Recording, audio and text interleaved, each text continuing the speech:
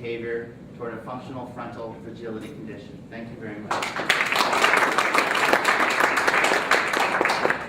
Thank you, Kent, for your warm welcome and for your kind invitation. It's a real pleasure to be here today, and what I'd like to do with you in a relatively short amount of time is just to present some general concept that I guess you are very familiar with, but then put that in the context of what we have been doing over the past several years in the specific field of trying to understand the neural and mostly the genetic correlates of human behavior in terms of social behavior, antisocial behavior, and most recently with Professor Silvia Pellegrini, who is here with me also because is my wife as well, to understand also the correlates of prosocial behavior. So what we do in our lab, basically, we have been doing over almost 30 years since I was at NIH, is to understand how we make sense of reality, how we interact with the environment. And as I said, we have studies on the perception of a mental representation of concepts, abstract concept and abstract representation of concept, which is not the topic I'm going to talk today.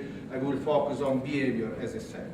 So my group, these are the main collaborators, so people who are with me, have been with me for a long time, or just joined the lab, and what we call the Molecular Mind Lab, MOMI Lab, in Lucca now. We used to be in Pisa, and we are in strong close collaboration with the Molecular Biology Lab headed by Silvia Pellegrini, who has actually done all the genetic stuff you will see today.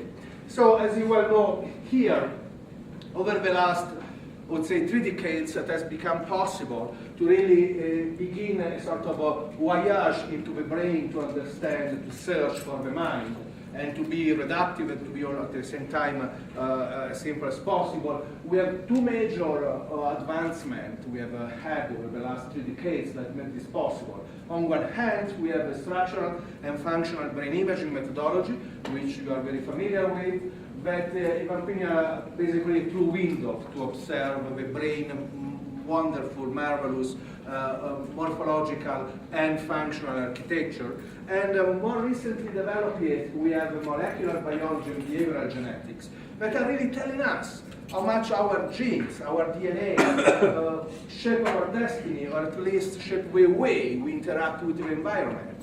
The vulnerability we have to diseases, the susceptibility we have to different treatments, or why we don't have this let's say, this sensitivity to specific treatments. And this is advancing, for example, oncology to an incredible pace, but is also making some important contribution in psychiatry and in cognitive neuroscience. So, to go to the topic of today, basically what I will be talking about, with some ideas to be discussed, is how we go from instinct and emotion to the way we make our behavioral choices. Somehow, something that in a wider sense can be called free will, which I will define in a more operational way later on.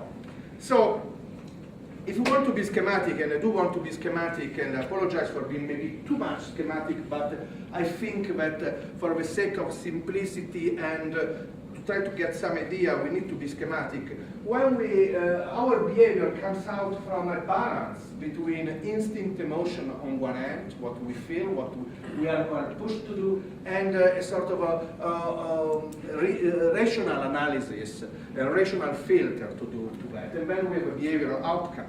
Now, if you look at what animals do, if I ask you, what is this bear going to do the next slide, what would you say? What is this bear going to do? Eat salmon. Eat the salmon. No, it's not. It's true, but it's not completely true. The bear does something a little bit more elaborated than that. The bear does this. The bear spits off the salmon, okay, takes out the skin, and throws away a $130 a pound wild salmon, and it's just the skin. And why does he do this?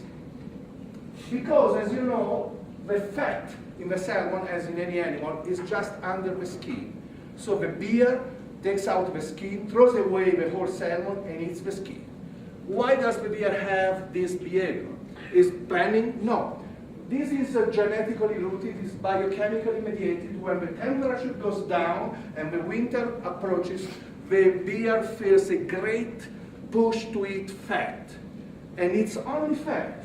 If a bear would eat the whole salmon, his stomach would be very filled up much before the bear had introduced into his organism as much fat as it needs to go over the long winter, because fat becomes then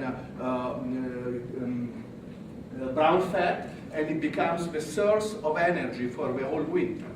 So it's not out of planning. It's not like when we decide what to eat, you say, well, yesterday I had too much of a dinner, today I stay light. This is just biochemically rooted. So we would say in this case that behavior comes out mostly from instinct. I feel like I need to have fat food, which is exactly what we do, by the way, and I eat fat food with no rational planning, which doesn't mean that animals do not have control of their behavior.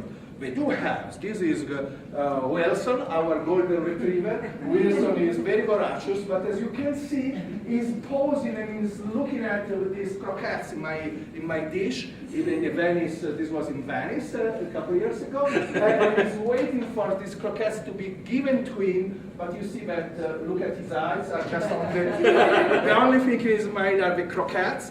But he can control his behavior because he has been educated somehow, somehow and to some extent, to do this. So animals can control their behavior.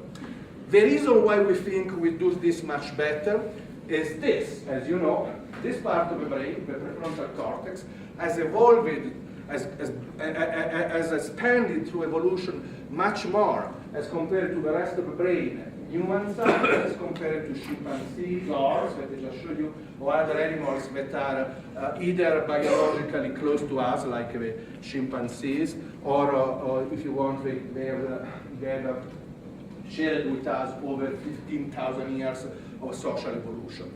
So we think that when it comes to humans, behavior is more rational than that. And it is.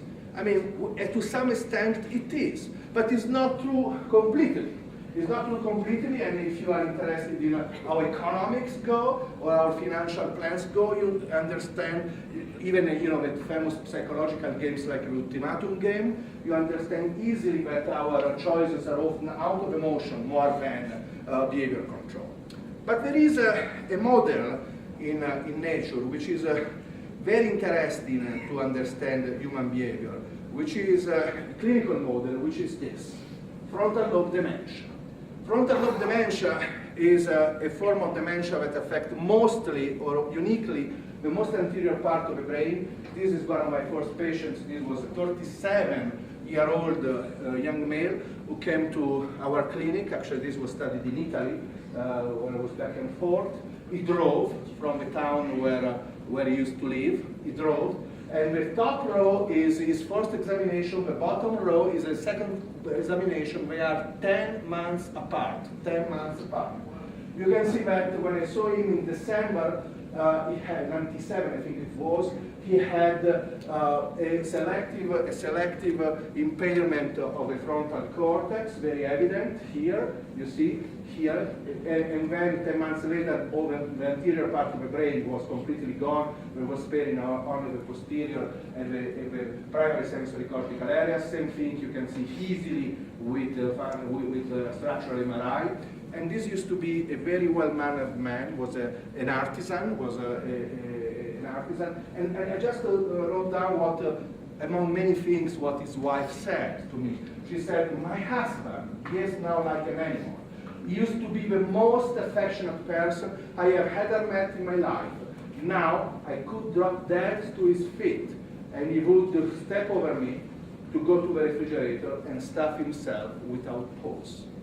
The beer, essentially. So he would have no control over his behavior. He would act on instinct that he feels. And this part of the cortex is gone. Now, it's clear from the study of these patients, as well as from the animal literature and from clinical reports, that this part of the cortex has a lot to do with social behavior, with control of behavior, with control of aggressive behavior. Many years ago, when I was still at NIH, in the Jordan Drafman group, we did this study, which for the first time showed what happens in the brain of individuals when they are asked to elicit at an imagery level, to elicit aggressive behavior. This was still a PET scan because it was done in the late 90s and published in 2000.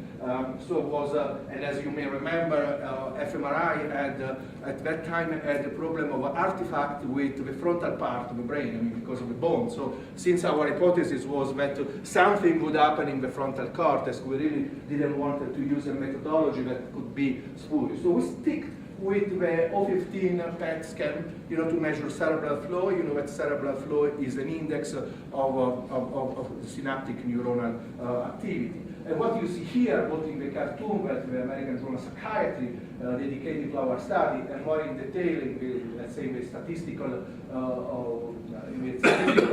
graph, what you see here is that when subjects, these are healthy, young college individuals, when they are asked to elicit at an imagery level, they are asked to elicit aggressive behavior. The scenario was that they were in an elevator, so in a confined space, with their mom, and we were taking a 40-second long, a minute long elevator trip. There were two guys with them. The basic scenario, nothing would happen, would be a common elevator trip, and there were variations on the scenarios where at certain point one of the two guys begin to beat their mom, and in one of the scenarios they had to beat them back, even to think to kill the guys who were beating their mom. And this is what happens in the brain when you think you are going to kill someone because he's aggressive with your mom. This part of the brain, the blue, indicates that you have a functional shutdown in the ventromedial prefrontal cortex. It's functionally shut down because of this, and we will see later more in details this. So this is an indication that this part of the cortex has to do with behavior. What I showed you was in healthy subjects. This is a clinical case that we did last year, a couple years ago, with my colleague Giuseppe Sartori, who's also a friend of Kent, and is my main collaborator on forensic cases. We had a case of a pediatrician, 67-year-old pediatrician, who slowly over time had some major changes in behavior, and he was arrested because he was molesting some of his young patients, even in front of her mom. There is actually one of the moms who said, the doctor was helping my daughter getting down from the examining table, and he did something so wrong that I said, "Doctor, what are you doing?" And she says, "It looked like he was on another planet." So the guy was arrested, was sent to jail, and then was sent to a house arrest. And when we visited him, he had some really behavioral abnormalities. He was very well educated subject with over 130,000 clinical examinations performed in his life. Nobody complained. Actually, kids who had grown up would bring their own kids to him, and he would have a spastic crying, like he was like when he was talking to us. Then he couldn't explain. At certain point, he couldn't explain proverbs. Which is really unreasonable for a guy with this education. So I thought he had frontal lobe dementia, also because of other reasons. And the only thing that I couldn't make sense of at the bedside clinical examination is that he had a tunnel-like reduction of visual fields. Even an examination like this, you could tell, which wouldn't fit. So I asked the judge to do an MRI. The judge agreed, and this is the MRI. As you can see, he doesn't have frontal lobe dementia, but he had a chordoma of a clivus, you can see here. A chordoma is a very rare tumor of the brain. It's not actually a tumor of a brain, it's a tumor of bone, of a bone of a brain. But clearly, since the bone is a bone and the brain is soft, the tumor grows and compresses the brain. And it was compressing from down up, was compressing the orbitofrontal cortex. And if you remember that beneath the orbitofrontal cortex there are the optic nerves, this explains why he had the tunnel reduction in his visual field, because the tumor was compressing the two nerves after the chiasm and was compressing the orbitofrontal cortex behavioral changes. So this is just an example, but these cases are a sort of enough to basically say what my friend Giulio Tononi wrote in this book, The Neurology of Consciousness, where I contributed 2 chapters, he said, in his foreword, he said, we are our brain, basically. I mean, this, as I think, my premise would be a little bit reductive. It might sound a little bit reductive, but essentially, we are our brain. Our behavior comes out from our brain, and comes out from our brain in a way where, in such a way that if you damage part of that brain or little parts of the brain, you have alteration in this, in how the brain works. And this brings back a very old question. Are psychopaths, criminals, bad or mad? This is a pun. Bad meaning I would translate or let's say rephrase as bad because you choose to be bad. Mad is bad because you cannot be otherwise, which is relevant from a forensic point of view. And actually, this slide that I borrowed from Kant time ago from Henry Moseley, this quotation is very interesting because when you saw, as there are persons who cannot distinguish certain colors, having what is called color blindness, and others who, having no ear for music, cannot distinguish one tune from another, so there are some few who are congenitally deprived of moral sense. This was in the late 19th century, much before any brain imaging tool, even EEG was not invented yet. It was in 1929 EEG. And Henry Moseley, famous psychiatrist, had a very strong intuition. He said basically, look, there are people who, like people who cannot see colors because they have a defect. These people have a defect in moral sensitivity. And we have a neural defect. Well, now we are going a little bit towards trying to understand this. And the second slide that is actually very familiar to you because it is your studies, it's Kant studies, shows clearly that if you compare criminals with psychopathic criminals with healthy control groups, and this is differential graph, the brain of these individuals, the former individuals, psychopathic criminals, differs because of a significantly reduced volume in neuronal density in the ventromedial prefrontal cortex and the surrounding area, the same areas that I showed you before in the functional studies. So inanimate individuals are those devoted to control behavior. In order to release aggressive behavior, these areas are shut down somehow, are not functioning. And it's very interesting finding. These are the data from the whole group. But if we separate the group between females and males, you see this interesting thing, that males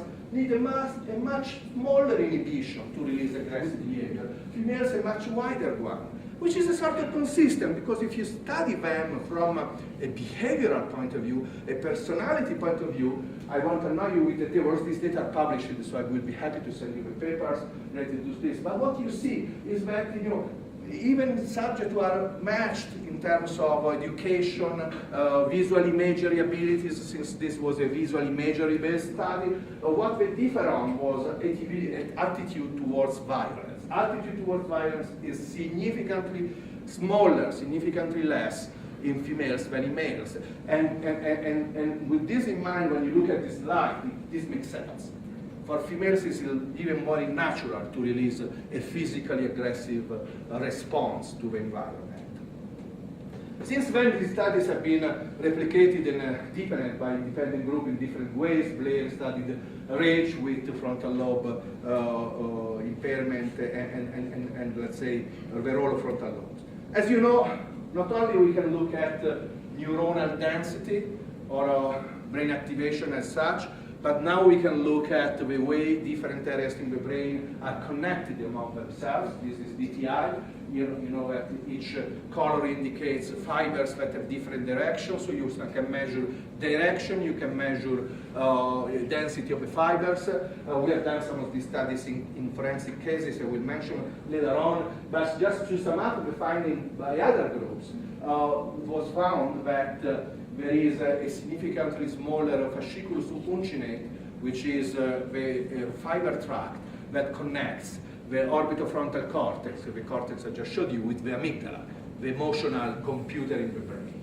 So this is to say that we do have now a possibility of going deep into the brain to understand the neural basis of human behavior and alteration of human behavior. But what I like to focus today, because this I think is something that you are more familiar than I am as a topic, is the second part, is the role of genes in genetics, in understanding human behavior, in trying to understand why people are different, and so on and so forth. So you know that as human beings, we all in this room, we all in Albuquerque, we all on this planet have exactly the same genome, the same genes. But the reason why no one in this room is identical to anybody else, unless he or she has brought his or her identical twin from home, and they are the only cases, is because on this identical genome that we have, the same genome, 22,000 genes, not a big deal of genes, as you know, in the old days when this was still undergoing, you know that the coding of the human genome is 2003. So until 2003, when the first papers were published with the coding of the human genome, speculations were that we would have at least 100,000 genes. No, we have only 22,000 genes. And look, a mice, I think, or another grain has 650,000 genes. So it's not really that the more genes you have, the better. That is not correlating. And for those of you who went to medical school a bit of time ago, you may even remember that there was a dogma. One gene, one protein. It's not true. We have 22,000 genes and at least 85,000 proteins, which means that one gene can transcript more than one protein. But the reason why no one is similar to, identical to anybody else, unless to his or her own identical twin, is because we have at least 30 millions of variations on these 22,000 genes. Variation can be of different kind, but they can be as small as a single letter of DNA. So if this is a piece of a gene that you have, and this is the same piece of a sequence of gene that the individual next to you has, you can differ between the two of you because where you have a T, your friend has a C. This can be as much as you need to have different hair color, different colors of the eyes, different height and whatever you want.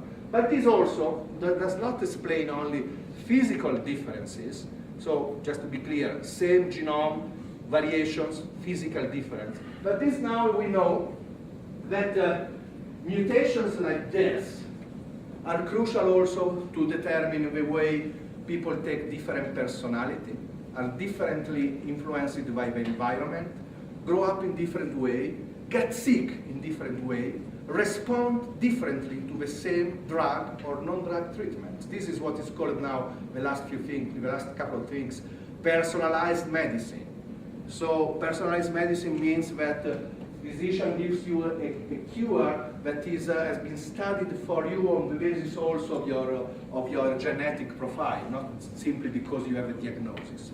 So if we go to behavior, what we know is that there are, I want to tell you with details, these are technical terms, but essentially what we know now on the basis of studies in the literature is that there are these mutations, at least 5 or 6 mutations of 4 fundamental genes that have to do with brain metabolism, brain neurotransmitter synthesis and metabolism, brain receptors synthesis. You can see, the serotonin transporter genes. You can see COMT, which is an enzyme that catabolizes catecholamine. MAO-A is the most famous one. We talk about this.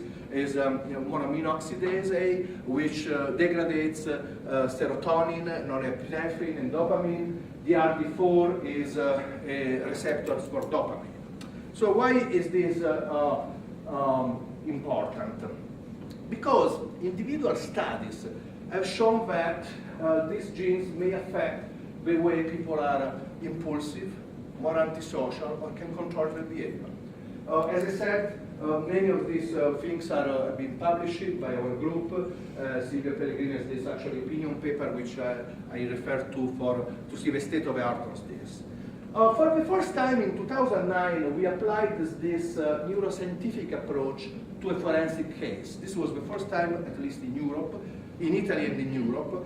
The case became, to our, with our surprise, somehow became very famous This is a case where Professor Giuseppe Sartori from University of Padua and myself were appointed by a judge in Trieste for the Court of Appeal of Trieste, because the judge had this guy who was a Nigerian man who had been insulted by some Southern American fellows. He gets a knife, comes back and kills a Colombian man, which has been mistaken for one of the guys that had insulted him before, but actually the guy had nothing to do with it. And so this guy died without even know why he was dying. He was stabbed from behind.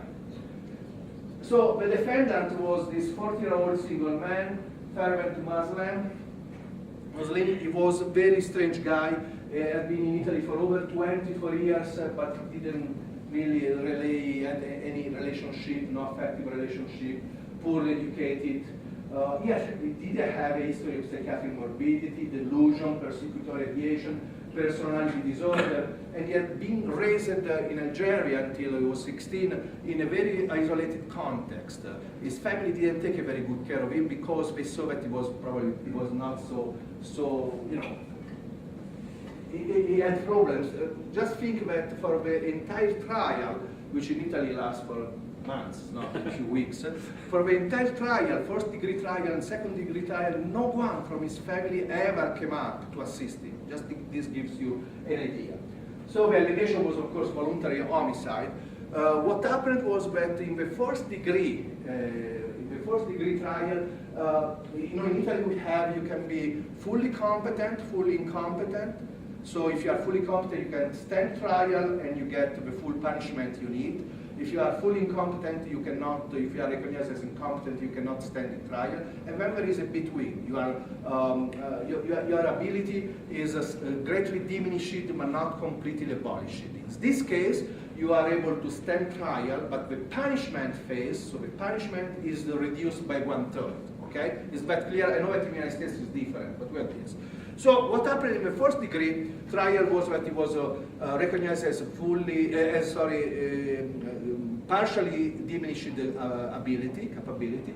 So he was sentenced to go to jail, but he didn't get the full 1/3 of discount on his penalty, his punishment. So the lawyers appealed, and we entered into the appeal phase. And the judge said, the appeal court judge said, whatever your conclusions will be, I would like them to be as objectively based as possible. So we asked the judge if we could do whatever we wanted in terms of neuroscientific examination. He said, yes, I just want you to motivate your conclusions. Fully competent, fully incompetent, whatever it is, I want you to provide me with some data. So what we did, we conducted, neuropsychological tests and personality questionnaires, which more or less these are done routinely. This is already what I told you we found was delusional personality disorder that had been treated before and then it was not treated anymore, deficit in social cognition, but this is the new part of the thing. We assessed all the variants, the 5 variants known to be involved in modulation of behavior. For the sake of simplicity, what you see here in the following slides in red are the variants that confer a higher risk of becoming aggressive or violent or having antisocial behavior. Okay? So for the same gene, the red one is let's call the bad variant. What you see here by eyeballing this slide is that this guy had at least one allele, if not both the alleles, in red, meaning that he had a really unique combination. This is like the guy, he's a very unique combination. I will show you some data in healthy controls. I mean, healthy controls, people who have not committed any crime or behavioral abnormalities. Look at this, he had everything. When we did a functional MRI study, so we took the guy and we had a go-no-go task, basically, where we had the control group. As you can see, if you are going the slide, the overall pattern of activation is more or less similar between our subject and the healthy control group, but if you look at the frontal lobes, you clearly see that the control group, who performs the task very well, have frontal lobe activation, and our guy doesn't, and he did the task relatively poorly. So go-no-go task is a task that experimentally can test for your ability to control impulses. So what we concluded on this basis is medical history, psychiatric history, social history, examination, neuropsychological testing, MRI and genetics was that the guy had a partially diminished ability with a more, let's say, an easier, a greater vulnerability to respond aggressively upon provocation. The judge put this in his sentence, and the sentence became public, and then there were a lot of comments about this. This is Nature. Nature said, lighter sentence for murder with bad genes. Italian court reduces jail term after tests identified genes linked to violent behavior. There was a huge dispute about this. In Italian parliament, we had 2 interrogations. So we were, people asking, because this, basically fuel a lot of discussion about these aspects. You can see here, this is the Times, all the journals talking about this. They get out of jail free genes. The sentence of one killer in Italy has been reduced as he possesses a violent gene. Can be used as a defense? You see this, my genome made me do it, which is really not what we did. As you understand from what I said, what we did a classical psychiatric expert testimony based on the proband history, which is very important, multiple psychiatric interviews with administration of psychological tests, and then we did these things in red that were sort of new. Well, this is usually done, some people don't do, we all do, but these 3 things were really novel.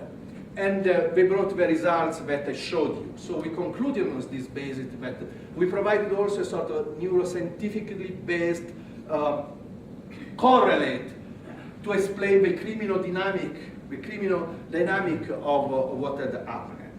Why we did this? Because, as I said before, what is the responsibility in forensic context? Is this, the capacity to understand the nature of one's actions and the consequences, and the ability to do otherwise, if only one wanted to do so. This is essentially the basis of culpability, responsibility in Italy, in any other country where there is a retributivistic system. Is the subject able to understand the nature of his actions and their consequences?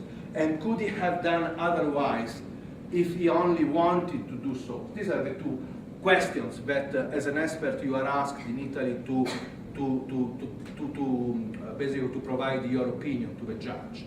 So, what is free will in impulse crimes? The free will in impulse crime, free will is a philosophical concept. Actually, when I talk about free will, philosophers usually say, well, it's not free will, it's the exercise of free will. So let's call it the exercise of free will. What is the exercise of free will in impulse crimes? It's the ability not to respond automatically to an instinct or impulse we experience. This is free will. And this, you really see that this is gone in frontal lobe patients. Frontal lobe patients don't say what they think, but they don't think to what they are going to say. And there are famous cases, since neurodegenerative disorders like frontal lobe dementia are subtle and they develop over time.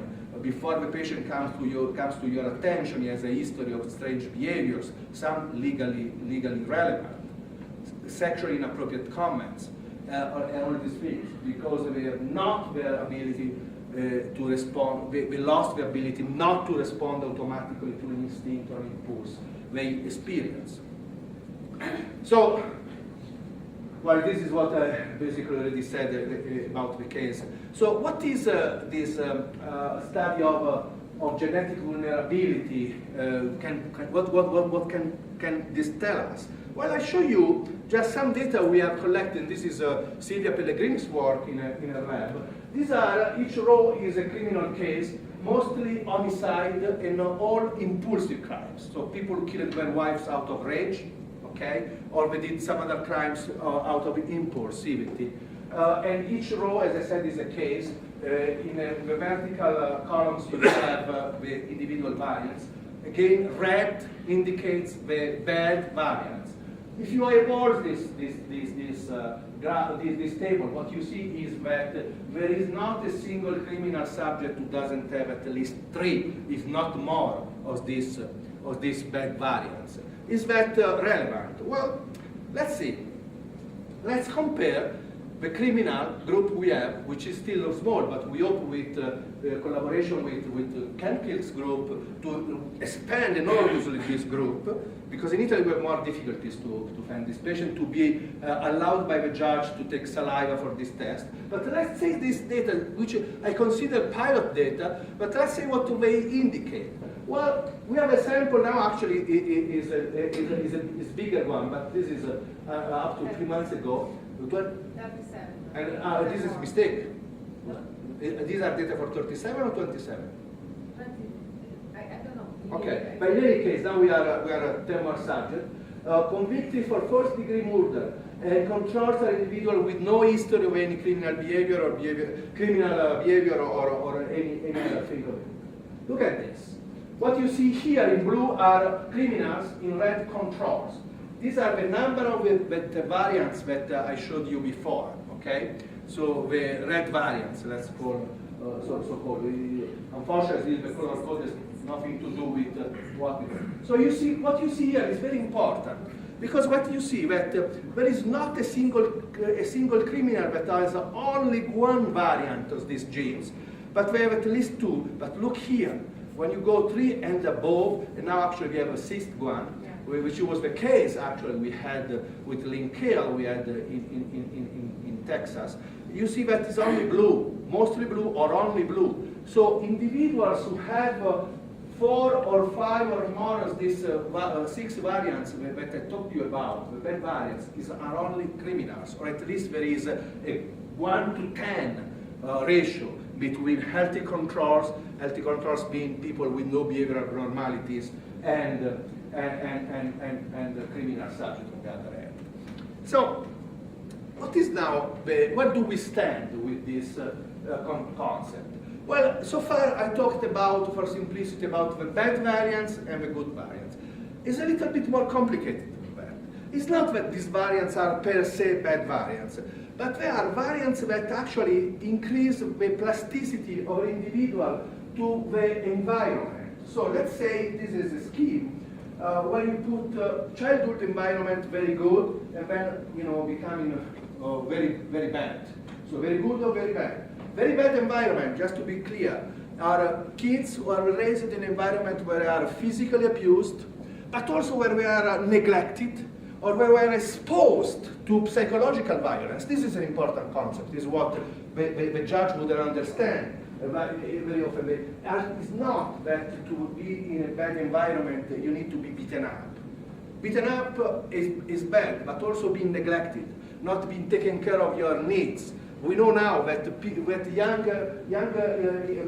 newborn children, young children who are left alone, there is a study in Romanian orphanotrophy, have a different synaptic arborization. We have a poorer development of synapses in the brain. So, means this, bad environment means that the individual as a child did not get the all attention he could get. Well, look at what happens as an adult. Again, an adult being a very good adult, or let's say a criminal, somebody who breaks the law. Well, if you have none of a red variants, so-called, so these variants that I called before, the bad variants, you are a sort of impermeable to the environment. It really doesn't matter that much. I mean, you are more fortified against the environment. It is not affecting, but look at what happens if you have all the 5 variants. If the environment is very good, like in this case, you even have a higher chance of those individuals to become a better individual as an adult, to become prosocial. Silvia Pellegrini just got a grant to study prosocial behavior, the genetic basis of prosocial behavior in this case. But on the other hand, if you are raised in a poor environment, you have a 3 to 5 chances, higher chances, 500 times percent risk of becoming a aggressive individual, antisocial individual. This is a very important concept. Why is it an important concept? Because you may know that historically there has been always a dispute between biology on one hand and environment on the other. They are not two separate things. It's not that environment is or not relevant, biology is not relevant. They interact. We respond to the environment depending on how we are made genetically. An environment actually can even change the expressions of genes in the brain and in other organs. So it's a mutual interaction. So this is a very important concept. Again, on this you may find published papers and review by our lab, which makes the point of where we stand now. For the final part of my talk, few next minutes, I'd like to talk about studies that we conducted over the last couple of years, and then I come to my conclusion with my hypothesis. How sleep affects behavioral control, or if you want to take out brackets, how sleep deprivation affects behavioral discontrol. What we know from the literature and from our own experience is that if we don't sleep, we encounter a lot of difficulties, which progresses from being tired, slightly sleepy, hyper sleepy, super sleepy, and you can have all this, including hallucinations. This is a common experience. What we know also, and this is work that I did in collaboration with my friend Giulio Tononi, we were in med school together when we were young, and now he's in medicine. First part is Giulio's own work.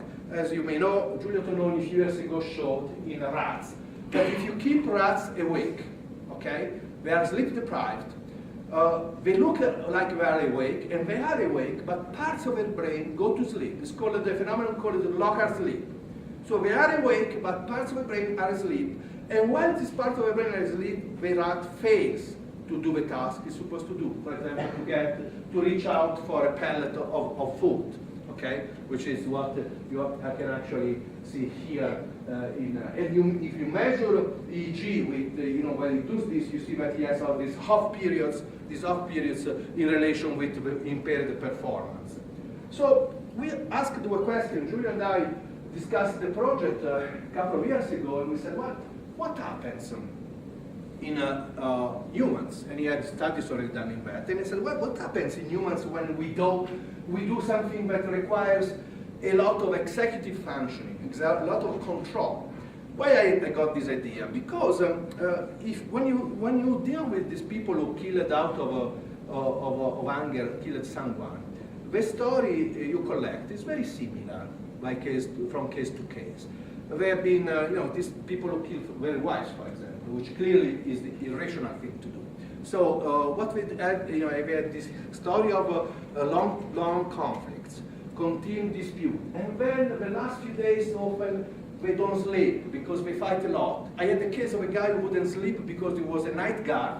So during the day he was fighting, during the night he was working, and the fifth day when we had his final fight with his wife, while he was getting dressed to leave the room, he had his gun with him because he was night guard and killed her.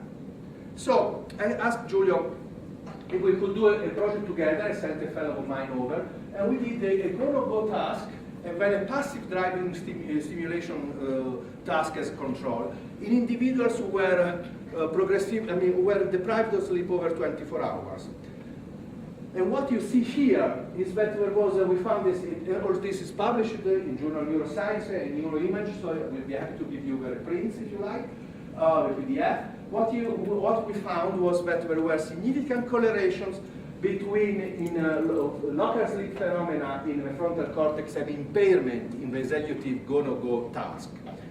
And you can see here the data, but I'd like to go to this, where we showed that with prolonged practice, this specific task during sleep deprivation resulted in an altered brain connectivity in task-related functional network. So the functional network that supported this task was altered due to sleep deprivation. Not only.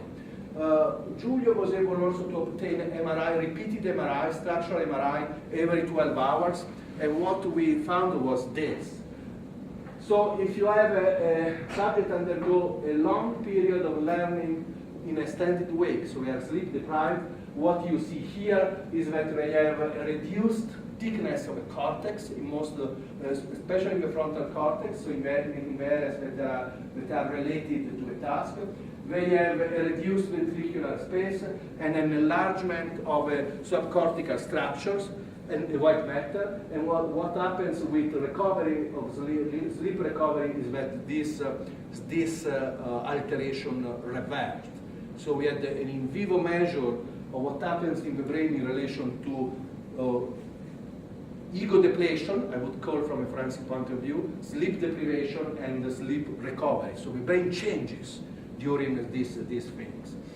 And, as you would expect, these brain structural changes were associated with specific alteration at the behavioral level. This we just published in a Neuroimagine, not going into detail. Why is this interesting? Well, we are showing that the way the brain works, when these are all healthy subjects, are not criminals. I didn't say it at the beginning, but this is a separate study, completely separate subject, young, healthy subject. The way the brain is wired functionally changes with sleep deprivation, changes the way the brain works. Well, it's interesting because what we did a couple of years ago was to study neural efficiency using a group of highly skilled subjects. We used Formula One racing car pilots. Those you see running and racing on Sunday afternoons when there is the World Championship. And these are extreme competitive conditions. Kent this morning tried to make me experience this acceleration from zero. So I had acceleration from 0 to 62 miles in a few seconds. And you see, they go in 1.7 seconds. And you see all these things. So they are incredible. And you know that is a sport where really a thousand of seconds can make a difference. So they sustain attention for the entire racing period, the entire trial.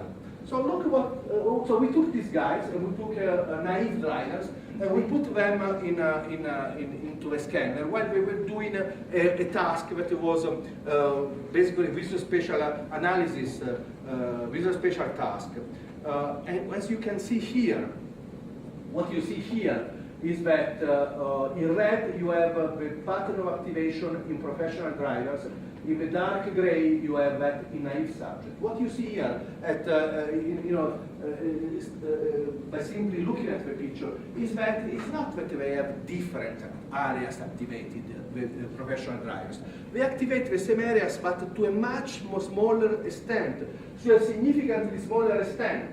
You can see here, you can see there, you see that it's just a much reduced activation in the brain. Interestingly, the way we had designed the task was such that the behavioral performance was the same in the two groups. Okay, so this was a visual motor reaction task.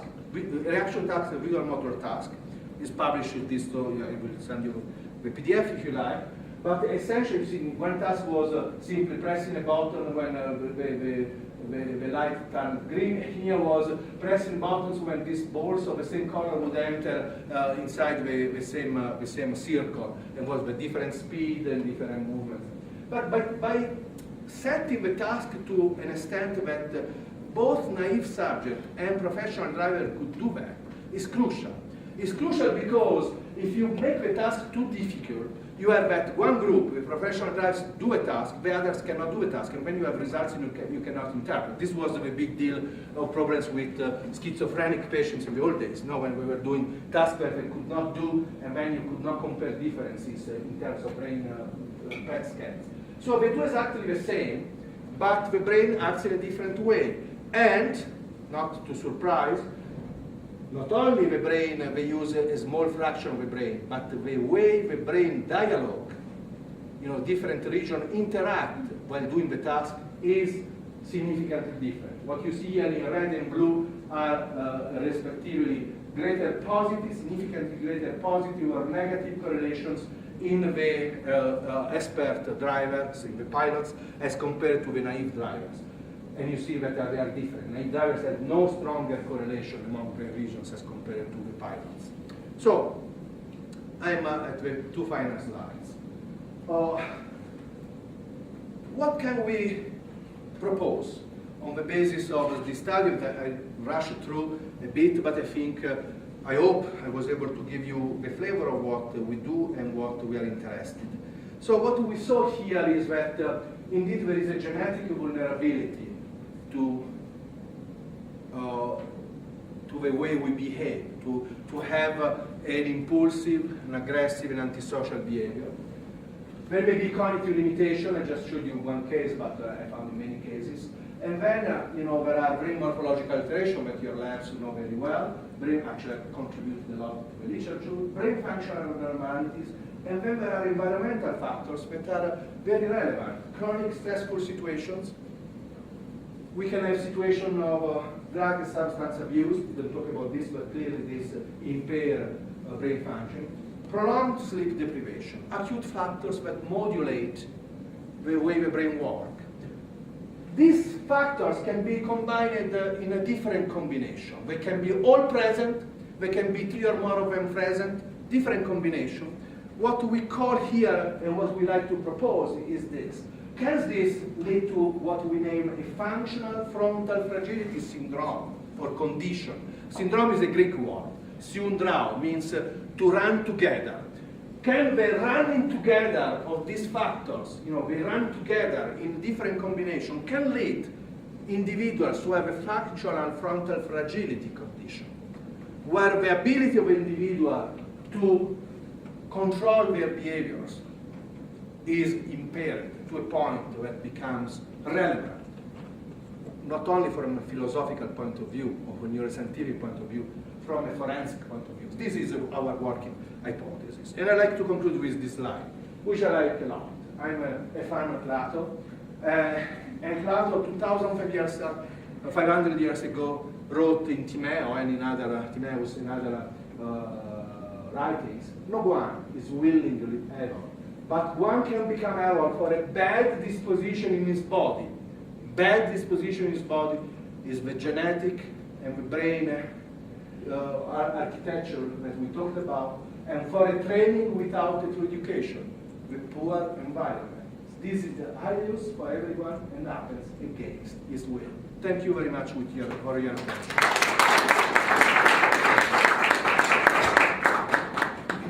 We have a few minutes for questions. Please. Okay. Fast. Yeah. Using the term syndrome, people use it differently, but for some people anyway, it suggests a kind of qualitatively different category. But it seems to me that when you talk about the causal factors, they look more continuous, and the behavioral genetic research suggests that in many ways, as Plummer puts it, the abnormal is a case of the normal, that it's really much more of a continuum, that you can see psychopathological symptoms among normal people. They're just stronger people who qualify as pathological. Yes. I'm wondering, are you using this sense in the hope that it'll actually be a qualitatively different category in the long run? Well, yeah, that's why actually I explained why I use syndrome in the original Greek term, run together, because when MND syndrome is something different. Well, what I think this is if you want the psychiatric equivalent of minimal brain damage in neurology. So something that you wouldn't call a pathology in itself, but would eventually blow to be a full pathology, but that impairs the brain. This is, for me, in my mind, I'm not a neurologist, I'm a psychiatrist, but I think this would be the equivalent of what is minimal brain damage in neurology. Something that, taken singularly, does not reach the level of pathological significance. You cannot call that a disease. That's why I oscillate between functional frontal fragility condition and syndrome. But syndrome in the Greek original etymology term, syundrao, run together. So like horses which run together on a runway, I think is the right term. So yes, I think this. In some individuals, this becomes probably pathological. So they have, there is a co-occurrence of events, this basic impairment, and then there is some major environmental factor, and they flip off. And this is what I think. Please. So you can identify these genes at birth. Do you see yourself informing public policy based on this genetic? This is a question that I always get. I always get, and is well, let me go back to this. If I find it click quickly. As I said, these are not bad genes, and this actually, thank you for this question, because this is really important. And I forgot to mention, neither of these genetic variants has a deterministic effect, which means none of these variants, or not even all of them together, can determine a phenotype. So let's say you have a Huntington mutation, No, I okay? understand entirely, but you can certainly identify who's in a terrible environment and who's got bad genes. Now, I should think that should inform public policy. Well, that should make us think that, you need to work on avoiding this situation, and that there are individuals that may be at a greater risk than others. This means, I don't know if you can, for this, develop some special policies, because it would become sort of new genetics or genetically based discrimination. And because this is not deterministic, and because you do not choose your genes, we need to act in a different way. And this is certainly one of the questions that need to be clearly reflected upon. But data are data. I mean, it's not, that I worry about this. I wouldn't think that this should influence policies, but this tells us actually, explains better the criminogenesis and the criminodynamic of several events. And also, I didn't talk about this, but this also is a basis for understanding the possibility of rehabilitation, which doesn't seem to be so important sometimes. But actually, when somebody is sent to jail or is sentenced to a penalty, this should be punitive and rehabilitative at the same time. Rehabilitation means that if you have a plasticity genes, well, you are more susceptible to the environment, so positive environment. I can change the way you behave. I can change actually we had a case in Italy, the second case, which ended up in Nature as well, was a case of a young lady who killed her sister, and it's a long story, you can find this in the literature. And when the judge asked me what should we do with this young lady, 27-year-old? And I said, well, judge, if laws allows that, I would send her through a psychotherapeutic and rehabilitative process before sending her to jail.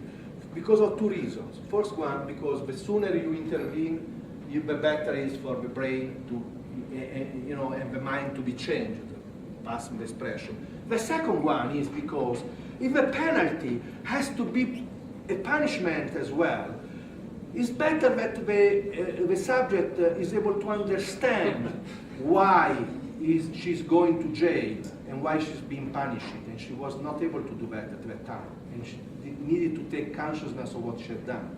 So I see this as also in a positive way, not only in a negative way. But certainly the question of is there a risk of being discriminated or being called upon policies for yes, but data are data. We cannot ignore data. I have only pilot data. Nobody in the world has looked at all the variants together. It's what we hope to do. There are studies only on single variants. But I'm convinced that this is this data will hold with 10 times as greater sample as we have now. And this poses some reflections. But the Tahonan study, one of his many studies though, they showed that this MAO8 gene, for example, might account for as much as 10% of all violent crime, John. 10% of all violent crime in, what's it? Finland. Which one? In Finland. Yes. And that, because they decriminalize substance use and other types of things, so getting to finish prison is difficult. The individuals that do get there, they have estimated that, again, 10%, right around there, right, was due to the MAO8 gene. And they made arguments. 5% of violent crime. Yeah, they made arguments that we should be intervening earlier or more aggressively with children with these genes who are at risk in order to try to implement different strategies for remediation. I mean, you can imagine that if you have a child who ends up on a trajectory that appears to be extremely high risk, and we can already do this pretty well with other variables, but we have a high risk trajectory, should we be having them wear a bracelet, having them do other types of after-school programming, and other types of things, to tell them that there's 100% certainty that if you do something again, you're going to be caught, because we know where you are. And that type of parental supervision may help minimize the chances that they do something again. And but then the defense people oriented are usually like, well, we don't want to give up their freedoms. So it has to be a trade. You have to say the judge has some sort of large discretionary ability to sentence them to 5 years to juvie, or send them home Yes. with a bracelet. Way more cost effective to put them in a bracelet than to put them in a facility. Way less likely that they're going to get, and then that might be something that they wear. And maybe they get it off in 10 years or 5 years, but which kids would off with that? But I think it's going to have to be that type of Exactly. judicial. Because if you send them to jail, especially when they're young, Yeah. you basically continue to do this. Yeah. With a bad Yeah. environment with bad genes is an explosive combination. Last question? Please. I'm just curious what kinds of differences you noticed or in working with the criminal justice system, or the legal system rather, in the United States and Europe. It's very frustrating in the United States. Long answer.